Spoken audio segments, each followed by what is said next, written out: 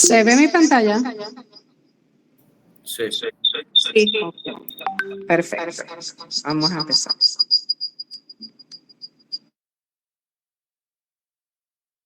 Buenas tardes, profe. Varias personas me han dicho que están esperando poder acceder a la videollamada.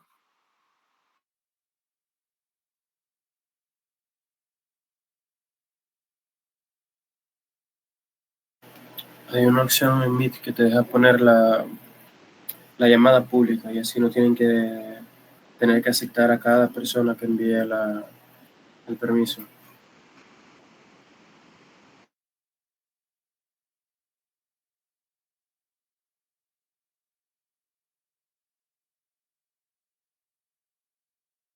Ajá, ¿dónde se hace lo de aceptar? O sea, que quede libre. Ok, se va a configuración. O sea, presionan herramientas. En Google, entre en Google, Ok. de donde está abierta la llamada. Bueno, por eso. Vamos a dejarlo ahorita así y la próxima. Y para la próxima sesión busco cómo hacer eso para hacerlo más rápido.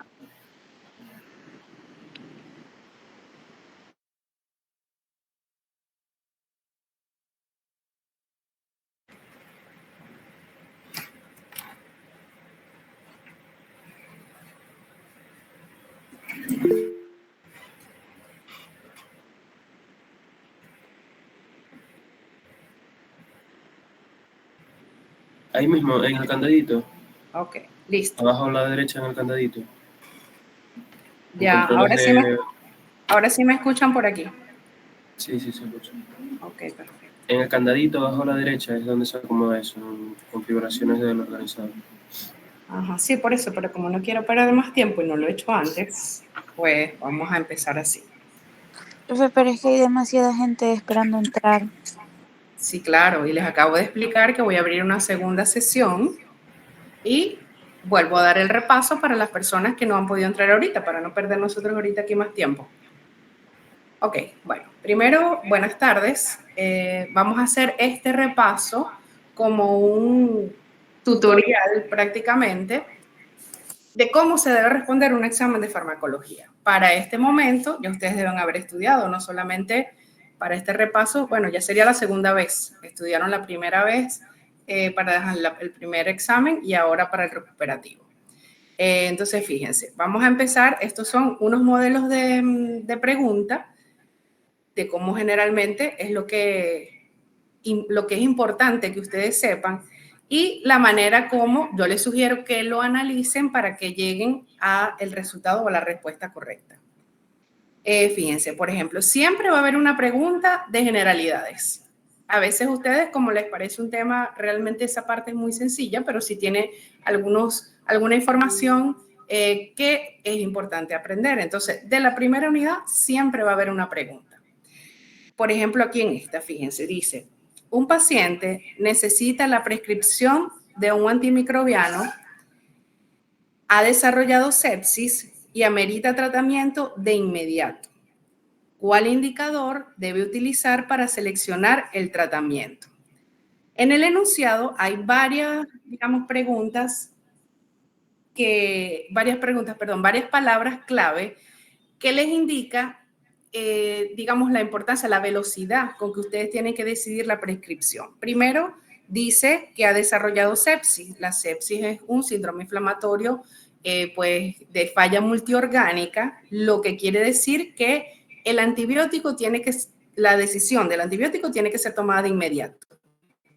Sin embargo, aquí se escribe también, amerita tratamiento de inmediato, lo que quiere decir que no podemos esperar. Entonces, vamos a ver cuáles son las opciones de respuesta. En primer lugar, el perfil de susceptibilidad. ¿Saben cómo se obtiene un perfil de susceptibilidad? Lo estudiaron, lo recuerdan. El perfil de susceptibilidad lo da el cultivo. Entonces, un cultivo de una secreción de cualquier parte del cuerpo tarda en promedio entre 7 a 10 días que den el resultado. Entonces, ¿podemos esperar el perfil de susceptibilidad? No. No. Por supuesto, en otras condiciones pudiéramos esperar el resultado de un cultivo y la susceptibilidad, que es la lista de antimicrobianos que funcionan para esa bacteria. Pero entonces aquí lo importante es que el paciente tiene sepsis y amerita tratamiento de inmediato. Por eso no podemos esperar el perfil de susceptibilidad, aunque sí es un parámetro para otras condiciones. Ajá, en la segunda respuesta, entonces ya sabemos, ya vamos analizando cada una de ellas. La segunda posible respuesta, que tenemos que tomar en cuenta el posible agente causal según el punto de partida de infección. Ese tipo de tratamiento, ¿cómo se llama?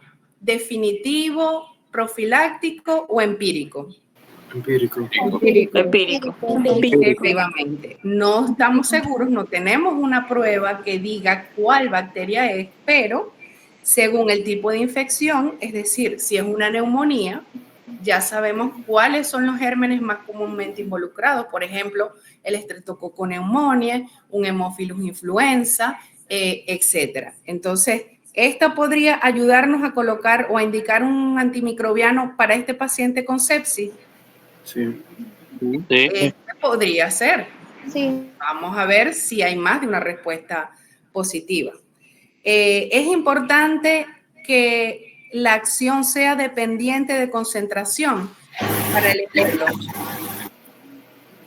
¿Qué creen ustedes? Necesitamos tomar la decisión ya. No. No es un parámetro que tenemos que tomar en cuenta.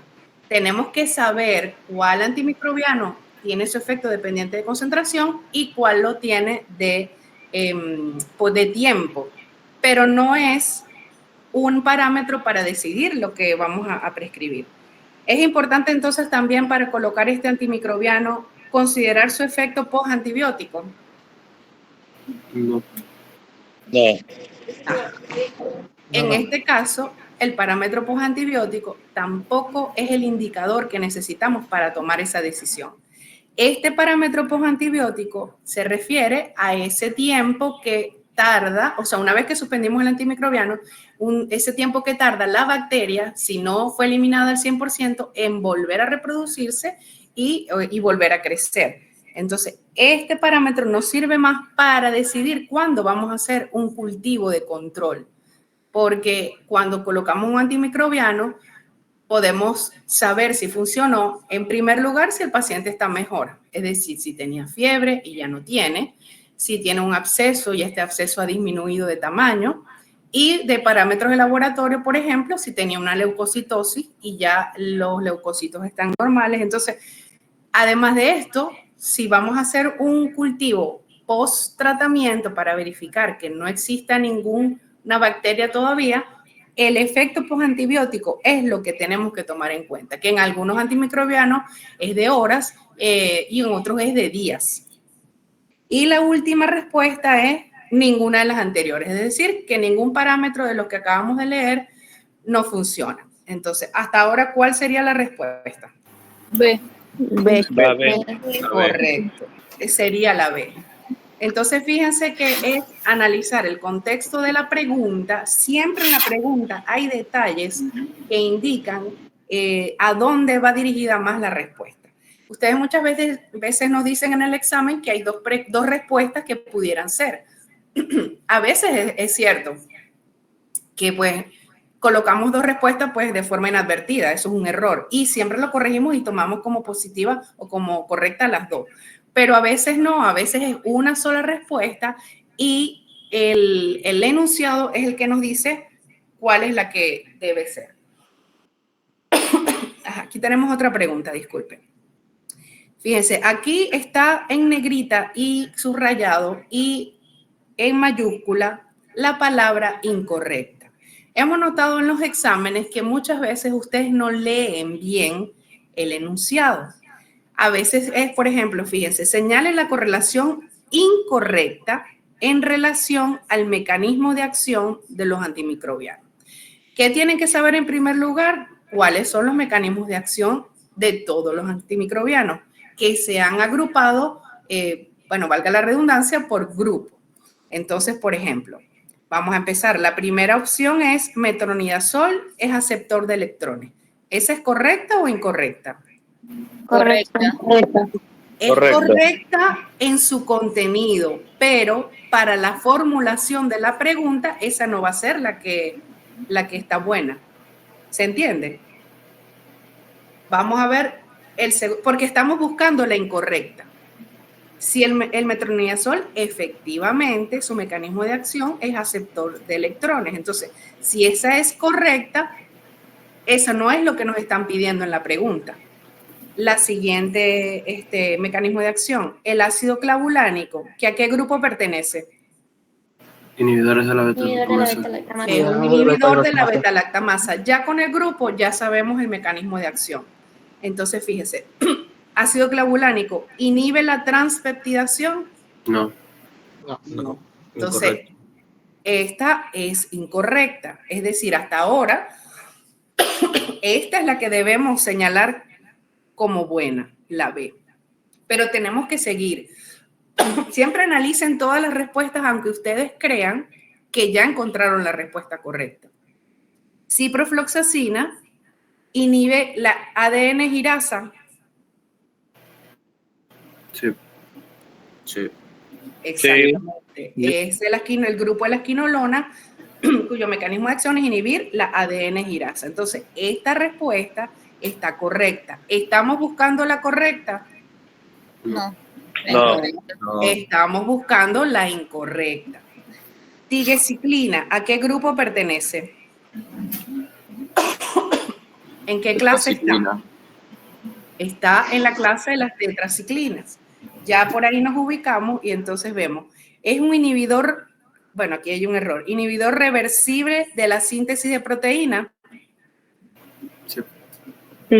Pertenece al grupo de los inhibidores reversibles. Entonces, esta aseveración es correcta. Por lo tanto, tampoco es lo que estamos buscando. Y por último, la vancomicina inhibe la transglucosilación o las enzimas transglucolasa. ¿Es el mecanismo o no de acción de la vancomicina? Sí, eso. Sí es. Entonces, es correcta. Por lo tanto, esa tampoco es la que estamos buscando. Entonces, la respuesta correcta es la B, que el ácido clavulánico inhibe la transpeptidación. O sea, esa es la respuesta que estamos buscando, porque de todas es la única que es incorrecta. Entonces, en esta quise hacer hincapié porque en los exámenes, cuando los revisamos, nos damos cuenta que la interpretación del enunciado es la que los confunde. Y muchas veces cuando ustedes van a hacer la revisión, pues se dan cuenta que es así. Vamos con otro ejemplo. En relación al uso de cefalosporina, bueno, las preguntas de mecanismo de acción, siempre va a haber una o dos preguntas. En relación a las cefalosporinas, también siempre va a haber por lo menos una pregunta. Entonces, fíjense, vamos a ver, ahora es lo contrario. Vamos a buscar de las siguientes aseveraciones cuál es la correcta. Vamos a empezar por el ceftaroline. ¿De qué generación de cefalosporina a cuál pertenece? Quinta. Exactamente, es de quinta generación. Y en la clasificación por generaciones, ¿cuál es la característica grande así de la primera generación? Gran positivo. ¿Cuál es el espectro? Gran positivo. Gran positivo. Y mientras vamos subiendo en generaciones, ¿cuál es el espectro? De gran positivo a gran negativa, con excepción de la quinta. Ajá, muy buena esa acotación. Esta es una excepción. Entonces, el ceftaroline tiene como espectro, cubre los gram negativos con beta-lactamasa de espectro extendido. No. Ajá, volvamos, es de quinta generación. Y la de primera generación, las cefalosporinas de primera, son principalmente para gram positivo. A medida que aumentamos las generaciones, el espectro es sobre todo para gram negativo. Pero el ceftaroline es la excepción. Entonces, ¿contra qué bacteria funciona el ceftaroline? Estafilococos aureus meticilino resistente. Meticilina resistente. Ajá. Principalmente gram positivos. Y específicamente Staphylococcus aureus meticilino resistente.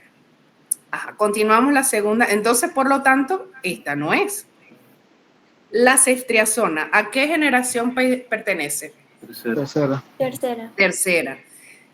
La tercera, ¿cuál es la característica de su espectro? Gran negativas. Gran negativo. Son gran negativas, todavía tienen espectro sobre gran positivo, pero no superan a los de primera generación con respecto a los gran positivos. Es decir, que nos vamos a enfocar con los gran negativos. Si es contra gran negativos, ¿la vamos a utilizar para profilaxis quirúrgica? No. Ajá. ¿Qué generación de cefalosporina utilizamos para profilaxis quirúrgica? La primera. Las de primera, porque son las que cubren los gran positivos, que es lo que nos interesa, sobre todo en la parte de la incisión por la piel. Ajá, continuamos. Entonces, la ceftriaxona tampoco es, porque no se usa para profilaxis quirúrgica. La ceftazidima, ¿a qué generación pertenece? Tercera. También es tercera. Entonces, aplica lo que acabamos de decir con respecto a la ceftriaxona. Sí. Parcialmente, porque la ceftazidima tiene una característica que la distingue, que tiene espectro sobre una bacteria específica. A ver si alguno se acuerda. Acinetobacter. Contra la Pseudomonas aeruginosa. Y entonces, fíjense aquí que aquí esto es una aseveración que es trampa, porque estoy relacionando aquí la ceftazidima con las bacterias intracelulares, pero resulta que ninguna cefalosporina de ninguna generación es efectiva contra las bacterias intracelulares. Entonces, si ustedes no se acordaban que la ceftazidima tiene espectro contra Pseudomonas aeruginosa, que puede pasar, pero ustedes ven que la aseveración dice bacterias intracelulares, ya ustedes dicen, no, esta no puede ser, porque las bacterias sin pared celular, las cefalosporinas no tienen ningún efecto sobre ellas. Vamos a la opción D, el cefepime. ¿Qué generación es de cefalosporina? Cuarto. Es de cuarta generación. ¿Cuál es su espectro? Gran negativas. Ajá. Principalmente, o este sí es gran negativo. ¿Incluye o no incluye la Pseudomonas aeruginosa? Sí. Sí la incluye. Sí la incluye. Entonces, hasta ahora, esta es la aseveración correcta. Y por último, tenemos el cefadroxilo. ¿De qué generación es? Primera generación. De primera generación. Correcto. Entonces, las cefalosporinas de primera generación tienen espectro. ¿Qué bacteria es esta? ¿Cuáles iniciales corresponden? O sea, muy bien. Staphylococcus aureus meticilino resistente. Entonces, las cefalosporinas de primera cubren o se pueden utilizar con Staphylococcus aureus meticilino resistente. No, solamente lo utilizamos para Staphylococcus aureus meticilino sensible. Entonces, fíjense que con esta pregunta hemos repasado lo más importante de cefalosporina. Esta es la manera como, les repito, cuando ustedes leen cada aseveración, ustedes van pues analizando. Esta sí puede ser por esto, pero lo descarta por esto. Y entonces la respuesta correcta es que efectivamente cefepime tiene espectro sobre las bacterias gram negativas, incluyendo la Pseudomonas aeruginosa. Ajá. Siguiente pregunta con respecto a los antivirales. Igualmente, habrá una pregunta sobre antivirales. Aquí en este caso la pregunta es en relación a la ciclovir. Y aquí hay que señalar lo correcto. Lo primero, el aciclovir es un antimetabolito. No se han repasado antivirales. Efectivamente, sí es un metabolito. La mayoría, no voy a decir todos, pero la mayoría de los antivirales sustituyen un una base nitrogenada en la formación del ADN o del ARN. En este caso, el aciclovir también. Es análogo de guanina, Sí. porque pueden ser análogos de guanina, citosina, adenosina, o sea, hay varios tipos de sustitución, o sea, de base nitrogenada. ¿Ya se estudiaron si es análogo de guanina o de otra base? Sí, es de guanina. Sí, Sí, es. bueno. Correcto, Sí, es sí, de es de guanina. guanina. Muy bien. Es inactivo in vivo contra citomegalovirus. Sí, Sí. sí lo es. Ajá, vamos a repasar el espectro. ¿Cuál es el espectro de aciclovir? Principalmente se usa ¿para qué? Para el ¿Cuál virus es del el primer herpes virus? zóster, ¿no? En primer lugar, para el herpes simple o herpes zóster. En segundo lugar, ¿qué otro virus, contra qué otro virus podemos utilizarlo? El virus de Varicela Epstein-Barr. Varicela zóster. Ah, bueno, varicela, exacto, que está, digamos, en el grupo de los herpes. También está el Epstein-Barr, pero no lo usamos in vivo contra citomegalovirus porque necesitaríamos dosis muy altas. Entonces, el aciclovir no se utiliza para citomegalovirus porque in vivo es inactivo. Ahora, el valaciclovir es su profármaco, Sí. es decir, se administra valaciclovir y su metabolito es el aciclovir. Sí. Por ahí dijeron que sí, es correcto. Entonces, por lo menos la A, no, ustedes no estaban seguros porque realmente nadie la contestó. Pero después contestaron que era análogo de guanina, que era inactivo contra citomegalovirus y que valaciclovir es su profármaco. Entonces, si de 4 ustedes tienen seguridad de 3, la respuesta entonces es todas son correctas. Es decir, si ustedes están seguros de 3 y solo hay uno que ustedes no están seguros, definitivamente si existe la opción de todas son correctas, esa debe ser la opción, porque hay 3 que son correctas. Ajá. Otra pregunta que siempre va a aparecer en el examen es con respecto a los efectos adversos generales. Es decir, aquí, por ejemplo, la pregunta es sobre el uso de antimicrobianos en embarazadas, pero también pudiera ser con niños y también pudiera ser con pacientes con insuficiencia renal o pacientes con insuficiencia hepática, que son, digamos, las 4 condiciones especiales, sí, más grandes y más importantes que ustedes sepan. Entonces, en este caso vamos a repasar las de las embarazadas. ¿Cuál antimicrobiano no debe ser utilizado durante el embarazo? Tenemos de primera opción la gentamicina. ¿Podríamos utilizarlo durante el embarazo? No. ¿Por qué? No. Es un aminoglicósido. Correcto, es un aminoglicósido. ¿Y por qué no lo podríamos utilizar o no lo deberíamos utilizar durante el embarazo?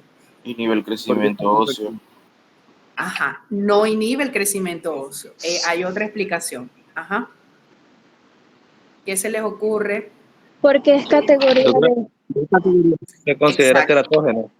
Ajá. Es categoría D y fíjense que la respuesta está en sus efectos adversos. ¿Qué producen los aminoglicósidos? ¿Qué podrían producir? Lo que es una... Toxicidad. Inhibición de la Ototoxicidad. metabolismo. Correcto. Ototoxicidad y nefrotoxicidad.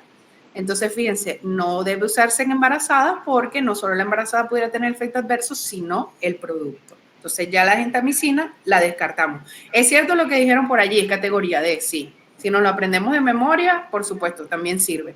Pero si lo analizamos, creo que nos queda más pues para la práctica después y no solo para el examen. Ajá, la doxiciclina. ¿La podremos utilizar en mujeres embarazadas?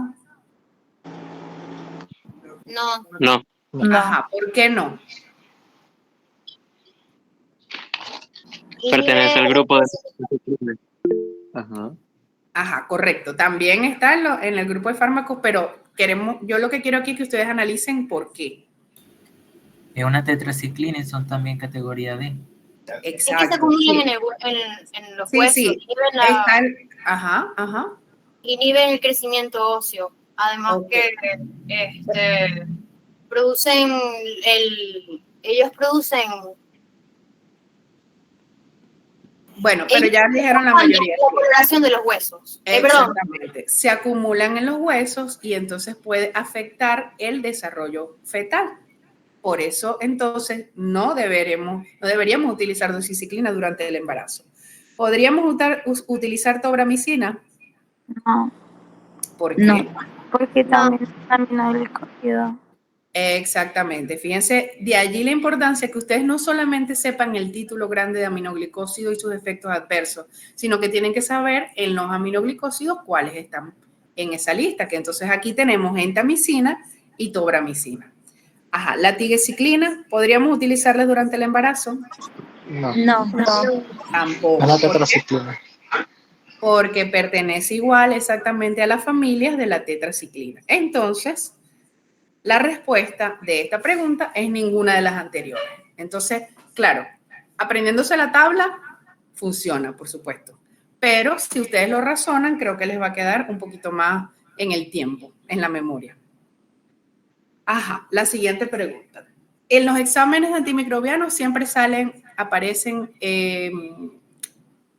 hay casos clínicos cortos, para que ustedes, pues, en el contexto, pues, entiendan que no es solamente aprender de memoria y puñalearse, sino que hay que ponerlo en contexto en un paciente real. Vamos a ver qué dice este caso clínico. Carlos presenta tos de 3 meses de evolución. Ajá, hasta allí. ¿Cuál creen ustedes que pudieran ser las causas de esos 3 meses de evolución? De esa tos, perdón, de 3 meses de evolución. ¿Qué se les ocurre? Yo les voy a decir una que no es infecciosa. El asma, por ejemplo. Tuberculosis puede ser también. Ajá, la tuberculosis puede ser, muy bien. ¿Y qué otros agentes infecciosos pudieran La presentar? neumonía pudiera ser también. Mal curada, no maltratada. Ajá, bueno, generalmente vamos a hablar aquí mejor de neumonías por gérmenes atípicos. Entonces, ya por ahí leemos 3 meses de evolución, pensamos así, hasta ahí, en tuberculosis o en gérmenes atípicos. Micoplasma, claro. Como el micoplasma, correcto. Ajá, seguimos leyendo. Ha recibido 2 antibacterianos sin presentar mejoría. Es decir, claro, aquí no sabemos cuáles son, pero en estos 3 meses ha recibido 2 veces tratamiento sin mejorar. Se le realiza una PCR, que en este caso significa reacción en cadena de polimerasa. Es un estudio que se puede hacer en el exudado faríngeo, como allí lo dice, y el resultado, bueno, generalmente puede ser el mismo día o al día siguiente. Y en este examen reportó Legionella pneumófila. ¿A qué grupo de bacterias pertenece esta? ¿Es una gran positiva? ¿Es una gran negativa? ¿Qué es? Atípica. Es una bacteria típica. Entonces, con esta bacteria típica podemos utilizar, prescribirse lo siguiente, excepto. Es decir, aquí hay más de un antimicrobiano que podríamos utilizar y tenemos que encontrar el que no tiene espectro contra Legionella pneumófila, que es una bacteria atípica. Entonces, la primera opción tenemos claritromicina. ¿Podríamos prescribirla? O sea, podría funcionar, es la palabra, es mejor dicho. Sí. Ajá, vámonos un poquito más atrás. ¿Qué es la claritromicina? ¿A qué grupo pertenece? A los macrólidos. Macrólido. Pertenece a los macrólidos, muy bien. ¿Y qué hacen los macrólidos? ¿Cuál es el mecanismo de acción? Inhiben la síntesis de proteínas. Inhibidores de la síntesis de proteína reversible. Ajá. ¿Inhibe la síntesis de proteína de qué forma? Reversible. Reversible. Dentro de su espectro hay gran positivo, efectivamente, pero digamos la característica de los macrólidos es que ellos tienen espectros sobre las bacterias atípicas. Entonces, ¿podríamos utilizar claritromicina? Sí, podríamos. Sí. La segunda opción es ceftibuten. Primero tenemos que saber qué es el ceftibuten. Muy bien, es una cefalosporina de tercera generación que tiene una característica con respecto a su farmacocinética. ¿Por qué vía se administra? Sí, esa es la que se Se puede administrar por todas las vías. ¿No? Ajá, no. La característica es que a pesar de ser de tercera generación, se administra por vía oral. Ajá, entonces, ¿el ceftibuten, que es una cefalosporina de tercera, funciona para la legionela? No. No. Ajá, no funciona para la legionela ni ninguna otra bacteria que no tenga pared celular. Ok. Exacto. Fíjense que en las preguntas anteriores de la cefalosporina ya teníamos claro eso. Entonces, eso es otra cosa que a veces a ustedes les pasa, que entonces en una pregunta responden bien y en otra pregunta relacionada no responden bien. Entonces, claro, uno queda como la duda, como que no se interpretó o miró al vecino, no sabemos. Pero bueno, si ustedes hacen su análisis, yo les aseguro que les va a ir mejor. Ajá, seguimos con la C, la levofloxacina. ¿A qué grupo pertenece? Fluoroquinolona. Muy bien, al grupo de la fluoroquinolona. ¿Qué su mecanismo de acción es cuál? Inhibe la ADN girasol. Ajá, Inhibición de la ADN. correcto. Entonces, esta levofloxacina en el espectro cubre gram positivos, ¿qué recuerdan? Sí, un espectro. Sí. Ajá, cubre gram positivos. ¿Tiene cubre gram negativos?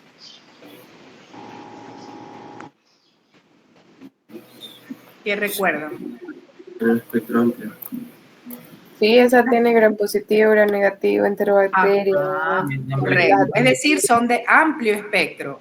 Pero la levofloxacina tiene una característica. Ella pertenece a un grupo que tiene un apellido. El Respiratoria. Son fluoroquinolonas respiratorias. Cuando se dice fluoroquinolonas respiratorias, se refiere a que funcionan para los gérmenes que provocan infecciones respiratorias, incluyendo la neumonía. Y incluye también las bacterias atípicas. Entonces, ¿la levofloxacina pudiera ser una opción para Legionella? Sí. Sí, pudiera ser una opción. Ajá. La doxiciclina, ¿a qué grupo pertenece? La tetraciclina. También la tetraciclina. ¿Cuál es el espectro así grande?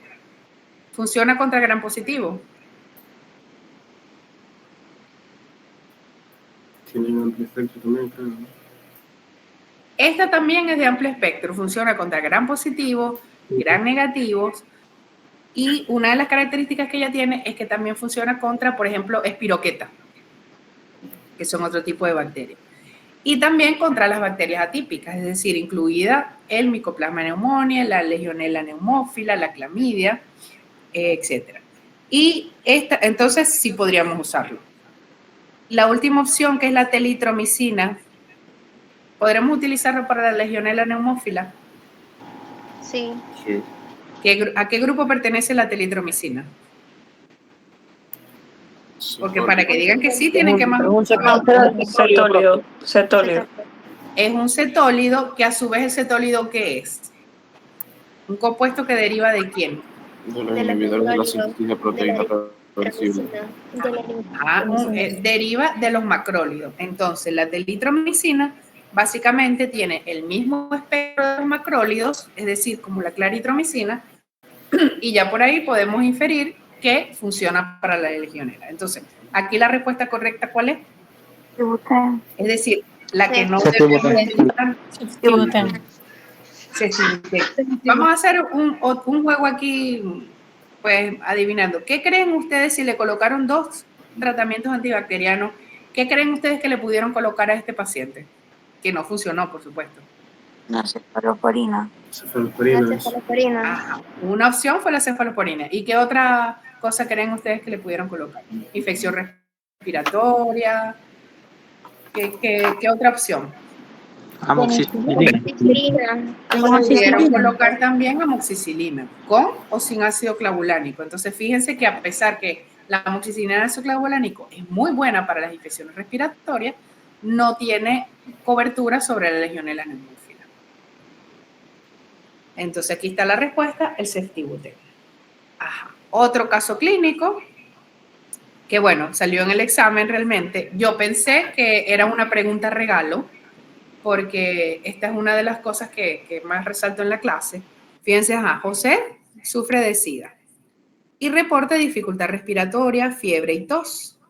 Por lo tanto, se le diagnostica neumonía por Pneumocystis jirovecii. Y en la clase específica dice que ese fármaco antimicrobiano se utiliza para el Pneumocystis jirovecii. ¿Cuál de ellos es la opción? La combinación de macrólido con clinda. No, no. No. Metropin no es Sulfametosol. Correcto. Esto es algo que nunca se les puede olvidar. O sea, esto es algo que ustedes tienen que saber. Los pacientes con HIV y neumonía, que generalmente es por neumocitis jirovecii, el tratamiento de elección es el trimestoprim sulfamethoxazol. Eso está, y bueno, se los digo en la clase y también está en las láminas. Y muchos de ustedes no contestaron esa pregunta. Ajá. Esta es otra pregunta. Antibacteriano de uso tópico. Fíjense que cuando hay varias clases donde hay cuadros, donde habla la vía de administración, y hay antimicrobianos que tienen más de una vía, es decir, que se pueden administrar de forma oral, endovenosa y tópica, bien sea gotas oftálmicas o bien sea crema dérmica o incluso óvulos vaginales. Ajá, vamos a ver aquí. Antibacterianos de uso tópico. Vamos a ver cuál es la correcta. El sulfamethoxazol, ¿viene de forma tópica? Sí. Sí. Ay, ¿cuántas vías viene la administración?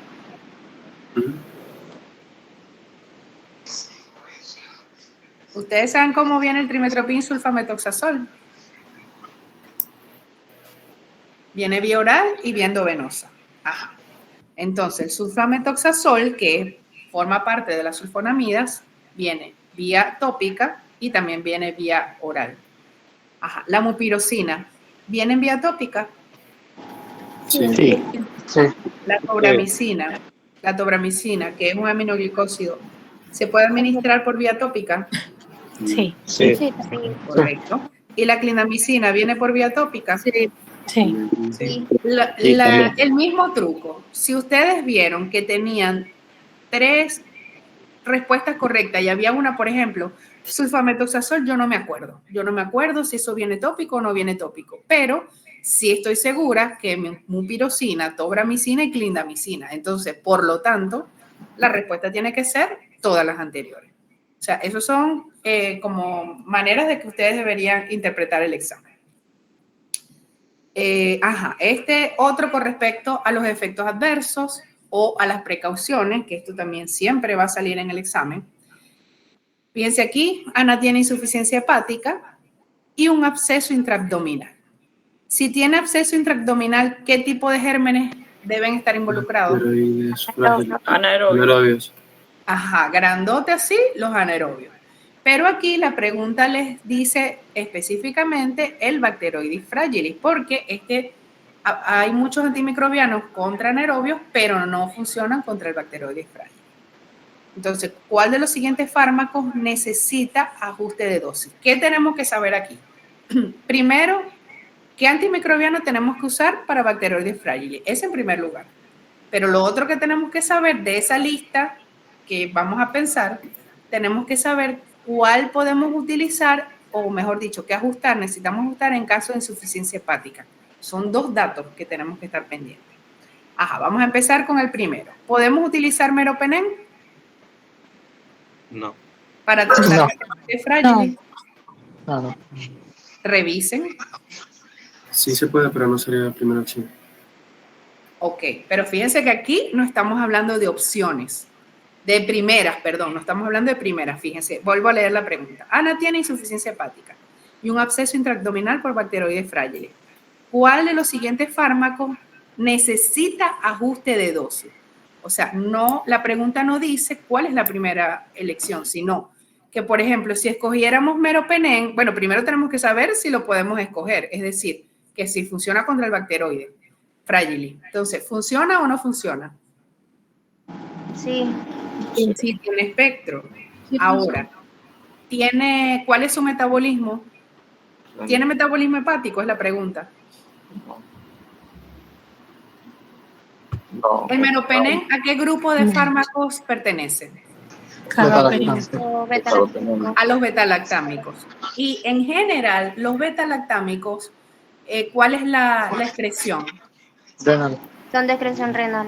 Exactamente. Si son de excreción renal, quiere decir que una insuficiencia hepática no es necesario hacer el ajuste de dosis. Sería necesario si aquí la pregunta dijera que tiene insuficiencia renal. Entonces, ¿cuál de los siguientes fármacos necesita ajuste de dosis? ¿El meropenem podemos usarlo? Sí. ¿Necesita ajuste de dosis en insuficiencia hepática? No. No necesita porque la excreción es renal. Ajá, entonces, eso no es lo que nos están preguntando es cuál de los fármacos necesita ajuste de dosis. Entonces, ya analizamos el meropenem. Ahora vamos con la gentamicina. Ajá. ¿Podremos utilizar gentamicina para tratar el bacteroides fragilis? No, ¿Por qué? porque no funciona No contra la tiene anaerobio. filtro contra el anaerobio. Correcto. No tiene, o sea, el bacteroides no lo cubre ningún aminoglicósido. Entonces ya no lo descartamos porque ni siquiera nos sirve para el bacteroide. Entonces tampoco es. Vamos a ver la clindamicina. Ajá. La clindamicina, ¿cuál es el espectro de la clindamicina? ¿Funciona para gérmenes gram positivos? Sí, tiene un espectro amplio. Sí. Y para anaerobios. Y para anaerobios. Entonces, ¿pudiéramos utilizarlo para el bacteroides fragilis? Sí. O sea, lo incluye, ¿verdad? Sí, lo incluye. Ahora bien, ¿cuál es la vía de excreción o el metabolismo de la clindamicina? ¿En qué órgano? Metabolismo Biliar. Hepático. Hepatobiliar. Lo que quiere decir que si el paciente tiene insuficiencia hepática, sí lo vamos a usar y además es el que nos están preguntando, porque nos están preguntando cuál necesita ajuste de dosis. Entonces, hasta ahora, esa es la respuesta. Y por último, nos faltan dos. Ajá, analizar dos. La amoxicilina ácido clavulánico. ¿Funciona contra anaerobios? Tiene funciona. No. Sí, sí funciona. O sea, Sí funciona. Sí funciona contra Entonces, bacterias. cierto, pero no. Funciona contra anaerobios. Incluyendo el bacteroides fragilis. Sí. Sí. Sí. Ajá. Necesitaríamos, entonces, ¿podríamos utilizarlo en esta paciente que tiene, Sí, lo si lo podemos. pudiéramos utilizar? ¿Y necesitaríamos ajustarle la dosis? No. No. No, porque pertenece al grupo de los betalactámicos y son de excreción renal. Entonces, podríamos utilizarlo y no necesita ajuste. Y eso es lo que nos están preguntando. Nos están preguntando a cuál tenemos que hacerle ajuste de dosis. Y por último, el cefocitin. ¿Funciona para anaerobios? No. Ajá, vamos a suponer que esta parte no nos las estudiamos, ¿verdad? No sabemos. Pero del cual estamos seguros de los que hemos hablado hasta ahora. De la clinda. De la clinda estamos segurísimos. Entonces, yo no me acuerdo del cefocitin. Se me olvidó, no me estudié esa parte, lo que sea. Si yo estoy segura de que la clindamicina funciona para bacteroides frágiles y además tiene metabolismo hepático, por lo tanto, yo lo tengo que ajustar, esa es la respuesta. O sea, no se queden dudando porque ustedes ya habían encontrado la respuesta correcta. Ahorita estamos evaluando cada opción para que ustedes vean por qué, o sea, lo que pasa es que eso se tiene que hacer rápido.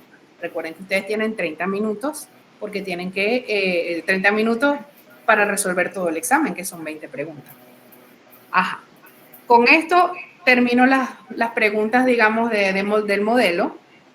Obviamente no ninguna de estas preguntas está para mañana, pero bueno, todas son muy parecidas. Este es más o menos la manera como lo formulamos. ¿Tienen alguna pregunta? Profe, estudiando la claritromicina no me quedó muy claro el tipo de excreción que tiene. Bueno, vamos a lo mismo. La claritro está dentro del grupo de los aminoglicósidos. Dije una barbaridad, de los macrólidos. Vamos a ver, ya lo repasamos todos. Estoy buscándolo para que entonces repasemos todo y vemos cuál es, digamos, la dificultad en la interpretación. Déjame ver. Déjame buscarlo rapidito. No, en esta no es. Déjame buscar otro.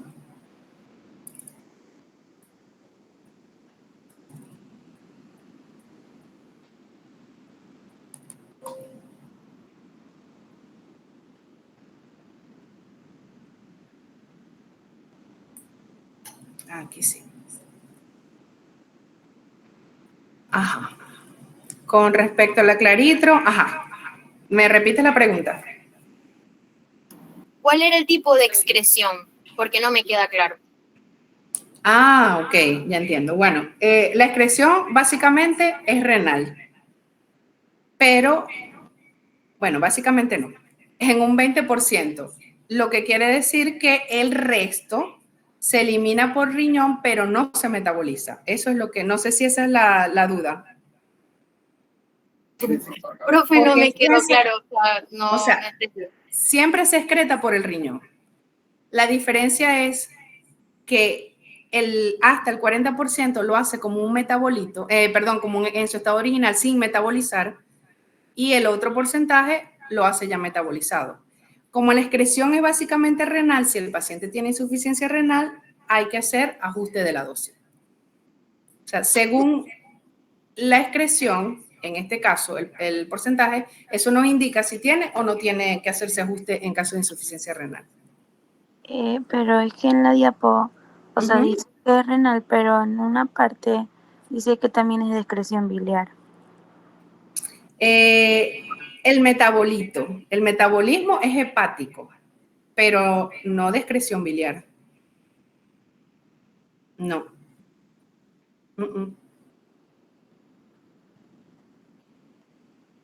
Ah, ya entendí, sí. En la pregunta perdón, en el cuadro.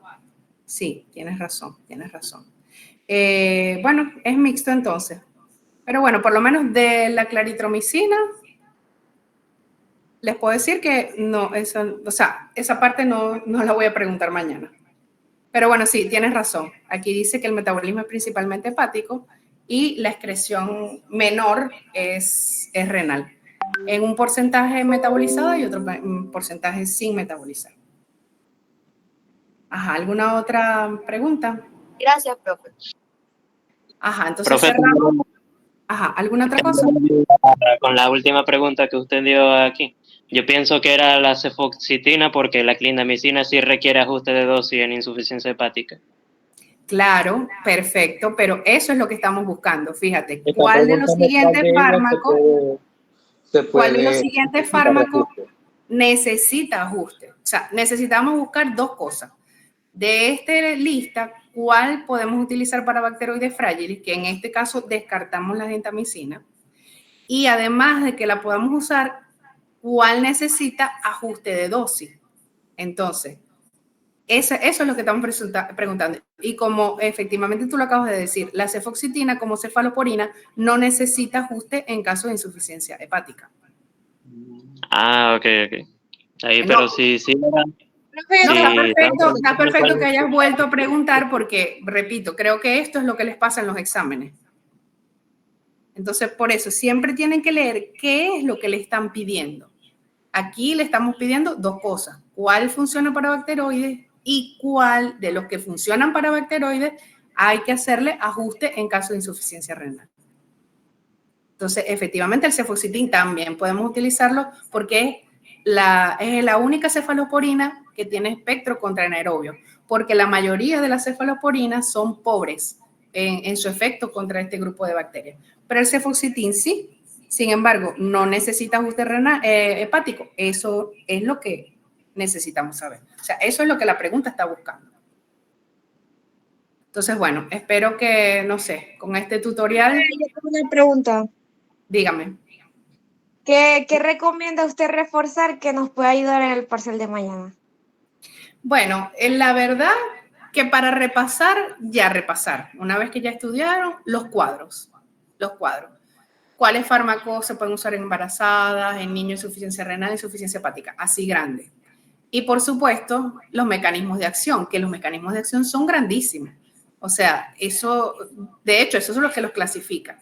Eso, yo creo que con esas cosas, o sea, por lo menos deberían pasar, que yo espero que no sea su objetivo, sino que sea salir mucho mejor que la primera vez. Pero ya para estas alturas, hoy, lo que tienen es que repasar en cuadros comparativos con respecto a efectos adversos, a metabolismo, a excreción, a uso embarazadas, uso de niños, ¿ya? Ajá, ¿alguna otra cosa? Para ingresar a los otros muchachos.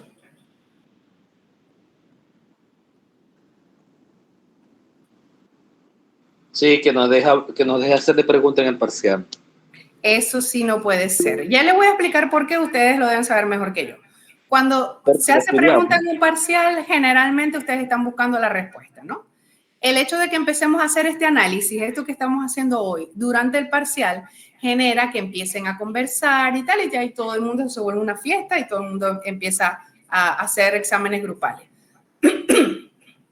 Y básicamente, yo sé, o sea, cuando ustedes hacen la pregunta, es como que, pero es la A o la B, porque me parece más la B que la A. Eso no lo podemos responder durante el examen. Eso se responde después. Ajá, ¿alguna otra cosa? Quería comentarle que varios compañeros a mí me han preguntado como si hay alguna posibilidad de que se extienda un poco el tiempo para responder el examen, así sea unos 10 minutos, porque muchos me dicen como que 30 minutos a veces van como muy rápido y quieren tener tiempo para poder pensar y responder el examen. Bueno, este tiempo por número de preguntas, eso está establecido. O sea, cuando uno, por explicarles algo, cuando uno estudia o se prepara para ser profesor, esas son cosas que ya son números que están establecidos. Por encima de 30 minutos ya ustedes empiezan a borrar preguntas buenas, a tratar de mirar la hoja del otro, y porque es el tiempo que de verdad está estipulado para hacer el examen. Es más, si el examen no tuviera tabla, serían 20 minutos, es decir, 1 minuto por pregunta. Se les da ese 10 minutos extra porque sabemos que muchas veces al pasar la respuesta, pues con rapidez, nerviosos, como sea, se equivocan.